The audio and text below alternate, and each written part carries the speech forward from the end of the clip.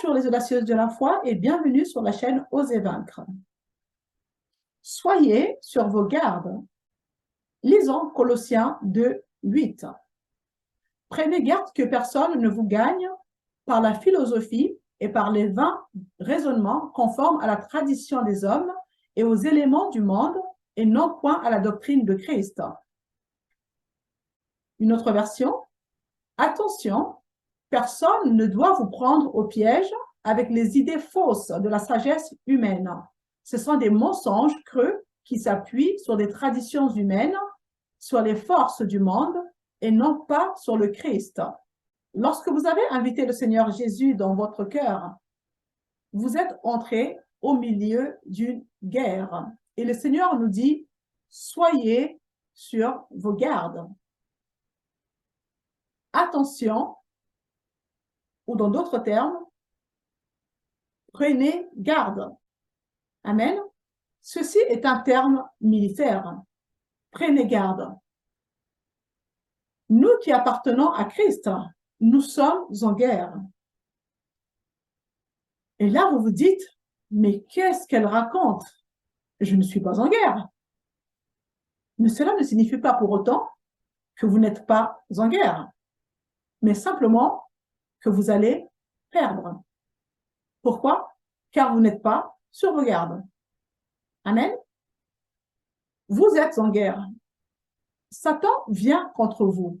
Il essaie de vous voler la parole, de vous offenser.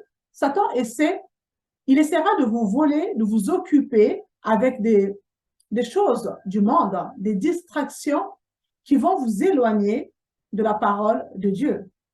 Vous devez être sur vos gardes. C'est ce que nous dit le Seigneur. Lorsque les gens allaient combattre, ils avaient pour objectif de dépouiller l'ennemi et de rentrer avec le butin qui avait de la valeur. Et bien, Satan essaiera d'agir de la même manière contre vous. Amen. Son but est de vous dépouiller. Mais de quoi me diriez-vous? Des choses extraordinaires que Dieu vous a données. Amen. Il s'agit donc de prendre garde à ce que Satan ne vous dépouille. Voilà pourquoi Dieu attire votre attention en vous disant « Soyez sur vos gardes. Prenez garde. » Amen. On pourrait se poser la question, mais comment Satan s'y prend-il pour me dépouiller? Avec les idées fausses de la sagesse humaine. Ce sont des mensonges creux qui s'appuient sur les traditions humaines, sur des forces du monde et non pas sur le Christ. C'est ce que nous venons de lire. On parle donc de philosophie dans certaines versions. La philosophie n'est rien d'autre qu'un système de pensée. Amen. Autrement dit, nous sommes en guerre. Nous devons être sur nos gardes et reconnaître que la façon dont Satan s'en prend à nous est à travers la philosophie, à travers les traditions des hommes et les rudiments de ce monde. Lisons Ésaïe 54, 17. Aucune arme faite pour t'attaquer ne peut te faire de mal. Et si quelqu'un veut t'accuser au tribunal, tu pourras prouver qu'il a tort. Voilà la part que je réserve à ceux qui sont mes serviteurs.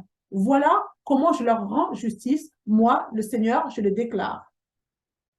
Nous citons souvent ce verset où nous disons « Toute arme forgée contre moi sera nulle et sans effet ».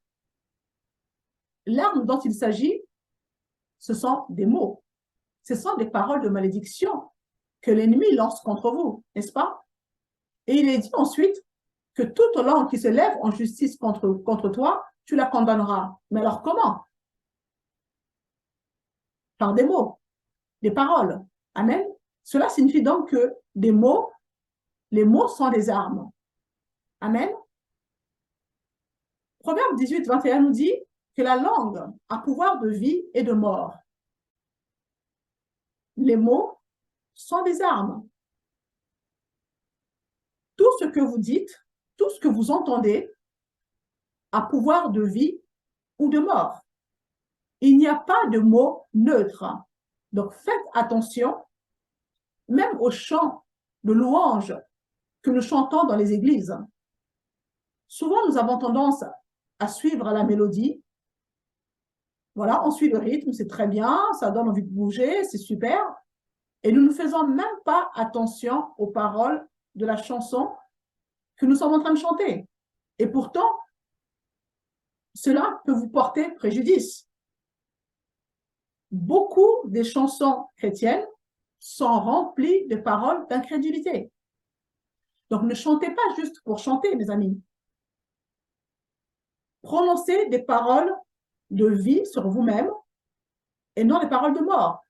Parce que certaines chansons, quand vous prenez le temps d'analyser les paroles qui sont affichées, vous allez réaliser que ce ne sont pas des paroles de vie. Soyez sur vos gardes. Parce qu'en chantant des chansons qui sont pleines d'incrédulité, vous vous maudissez vous-même. Amen. Vous devez donc commencer à prendre position sur qui vous êtes en Christ. Reconnaissez ce que vous avez en Christ et ensuite, comprenez-le et ayez-en une pleine assurance. Et enfin, la richesse de la pleine assurance. Et une fois que vous aurez compris tout cela, alors vous allez commencer à utiliser votre langue de manière positive et non négative. Amen. Jésus a dit dans Marc 11, 23, « Si quelqu'un dit à cette montagne, retire-toi de là et jette-toi dans la mer, et s'il ne doute pas dans son cœur, mais croit que ce qu'il dit arrive, il le verra s'accomplir. » Donc, en s'appuyant sur ce passage, vous pouvez avoir ce que vous dites ou vous pouvez dire ce que vous avez. Alors, je m'explique. Le fait de parler de ce que vous avez, de parler de vos problèmes, de vos blessures, de vos douleurs, leur donne pouvoir, les solidifie et les établit. Mais vous pouvez aussi faire le choix de vous asseoir et de parler de qui vous êtes en Christ. Et vous pouvez littéralement changer votre expérience par vos mots et ce sur quoi vous vous focalisez. Amen. Les mots sont des armes. Revenons à Colossiens 2, 8. Satan a accès à votre vie au travers de la philosophie. Ce système de pensée des rudiments de ce monde, les traditions, les coutumes des hommes, et la plupart des gens ne se battent pas pour cela. Vous savez quoi? La plupart des chrétiens ne sont même pas conscients de la dangerosité de ces choses et que Satan est là pour voler. Ils ne sont pas sur leur garde. Ils ne comprennent pas que les mots sont aussi importants que la manière de penser. Ayez du discernement au milieu des coutumes et des traditions de vos origines. C'est la parole de Dieu qui prime. Ce ne sont pas vos traditions ni vos coutumes. Amen. Une philosophie est juste un système de pensée. Et chaque personne possède un système de pensée. Donc, il y a des gens qui sont optimistes et d'autres qui sont pessimistes. C'est une philosophie. Amen. Il y a des gens qui ont été blessés et ils sont toujours à fleur de peau. Et tout tourne autour de... Tout ce qu'ils voient dans le monde tourne autour de cette douleur-là, en fait. Ils voient tout à travers ce filtre. Vous voyez? Donc, vous pouvez avoir une bonne connaissance des versets bibliques dans votre tête, mais pour autant, cela ne change pas votre système de pensée. Votre vision des choses ne change pas, malgré la connaissance intellectuelle que vous avez des références bibliques. La parole de Dieu doit être un filtre, avec lequel vous devez regarder toutes choses. Amen. Vous ne pouvez pas systématiquement aller, ou plutôt agir à l'encontre de votre philosophie. Parce que votre philosophie dicte vos actions et vos réactions. Si vous avez été blessé par la vie et que vous vous focalisez dessus, si vous n'avez pas abandonné cette souffrance au Seigneur, si vous n'avez pas été guéri de cette douleur, de ces blessures, vous allez accepter tout type de rejet. Je suis passé par là. Même si ces blessures sont minimes, ça sera capital pour vous, car vous voyez à travers cela. Votre philosophie est que vous avez peur de cela, vous manquez de confiance en vous-même et un traumatisme est capable de transformer totalement votre philosophie. Votre vision des choses change à cause d'un traumatisme. Amen. Donc, l'amour parfait chasse la peur. Laissez Dieu vous guérir. Déposez votre fardeau aux pieds du Seigneur et il est celui qui guérit le cœur brisé. Amen. Si vous comprenez à quel point Dieu vous aime, vos peurs devraient prendre la porte. La peur est la foi à l'envers. Vous croyez en la négativité. Amen. Les gens qui ont peur sont souvent les gens qui croient au pire. Quand vous comprenez à quel point Dieu vous aime, à quel point il charge ses anges de vous garder, toutes ces choses qu'il met en place pour vous, par amour, tellement que sa grâce est infinie, alors vous marcherez avec une pleine assurance. Amen. Le fait de naître de nouveau ne change pas votre système de pensée. Votre pensée est la même que celle que vous aviez avant la nouvelle naissance. Votre esprit est né de nouveau, a été recréé par le Saint-Esprit, mais vous avez la responsabilité de renouveler votre intelligence. Nous lisons dans Romains 12, verset 1. Je vous encourage donc, frères et sœurs, par les compassions de Dieu, à offrir votre corps comme un sacrifice vivant, saint et agréable à Dieu. Ça sera de votre part un culte raisonnable. Verset 2. Ne vous conformez pas au monde actuel, mais soyez transformés, métamorphosés par le renouvellement de votre intelligence. Mes amis, c'est votre choix. Quand il s'agit de valeurs chrétiennes, de morale chrétienne, une façon chrétienne de voir les choses, on devrait normalement tous avoir la même philosophie. Mais malheureusement, c'est loin d'être une réalité. Nous devons nous remettre en question sur certaines choses, remettre en question nos convictions, certaines valeurs profondes et remettre de l'ordre dans notre système de pensée à la lumière de ce que nous lisons dans la parole de Dieu. La parole de Dieu est absolue, elle est la stricte vérité. Amen. Que vous le réalisez ou non, vous avez une philosophie. L'endroit où vous avez été élevé vous a peut-être influencé et vous avez développé une certaine façon de penser. Votre éducation vous a donné une certaine façon de traiter les informations. Vous avez une façon de gérer votre vie. Vous avez une certaine attitude quand vous démarrez votre journée le matin. Une bonne attitude ou une mauvaise attitude. C'est votre façon de penser. Mais vous devez réaliser que la Bible nous dit dans Proverbe 23, 7, il est comme les pensées de son âme. Il est comme les pensées de son âme. Votre vie prend la direction qu'elle prend à cause de votre façon de penser.